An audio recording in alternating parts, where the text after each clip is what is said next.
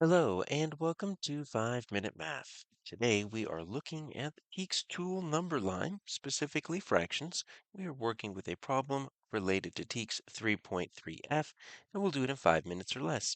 If you haven't done so already, please go ahead and take a moment to pause the video, work this problem out on your own, unpause it, and we will look at our answers together. So we have four fraction models. We need to find two that are equivalent fractions. Now, equivalent has got, it's a pretty big word, but it's got the word that we're looking for right inside of it. So you see EQU and then AL, and that means equal. So equivalent just means we're looking for two fractions that are equal. Now, one way that we could try to figure out whether or not these are equal fractions or equivalent fractions is by using number lines. So let's draw a number line for each of these. And you notice how these are side by side? We want to make sure that our number lines are stacked on top of each other. All right, so what do we have for A? What we're going to do is we're going to draw these number lines for A, B. We want to make them as equal as we can so that we can just kind of visually see where we're landing. We've got C, and then D. All right, we'll just kind of use this to visually make sure that we've got two equal fractions. All right, so A, if I'm looking at my numerator, right, so each of these have a numerator, and that's going to be the number shaded. And then each of these also have a denominator, and that is going to be total. Now, we need to translate that into a number line, and so that is going to be, we're going to, instead of shading on the number line, we're going to select tick marks. You'll see what those are in just a moment. And then it's going to be the total spaces. I'm going to have to cut each of these number lines into whatever number of spaces we've got here. So what do we have for A? Well, I've got one part shaded out of two total parts. All right, that's pretty easy. Let's go over to A. What we're going to do is we're going to cut this into two equal parts. So I'm going to cut it in half, and I'm going to go right down there in the middle.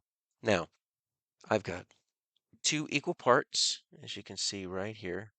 There's one, there's two. Then I'm going to select the first tick mark because there's my 0. All of these go from 0 to 1 right here. And so there we go. All right, so A is 1/2, and I've represented it on a number line. All right, let's go to B. Got 1, 2, 3, 4 shaded out of 5, 6, 7, 8, 4 eighths. All right, how we make eighths is we are going to cut it in half. We're going to cut each half in half. So I cut it into two parts, cut each of the two parts into two parts. 2 times 2 is 4. Do it one more time because 4 times 2 makes 8.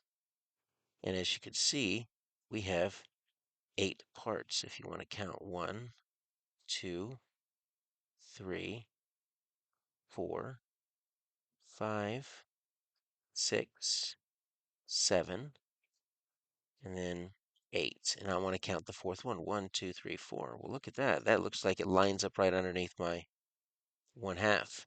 So those two look good. Let's check the other two. 1, 2, 3 out of 4. So 3/4 is what I'm doing for model C. So I'm going to cut it in half. Then I'm going to cut each half in half. That's going to give me 4 equal parts. Go from 0 to 1. 1, 2, 3, 4. And I'm choosing the third tick mark. Okay, so that is definitely greater than the other two.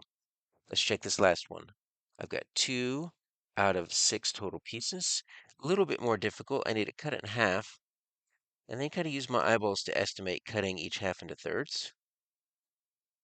And so I've got 1, 2, 3, 4, 5, 6 spaces. And I'm going to shade in 2 on model D, which means I'm going to take the second tick mark right here. And you see it's just a little bit less than my 1/2 and my 4/8. All right, so these two are equal. So it is going to be model A and B, answer A.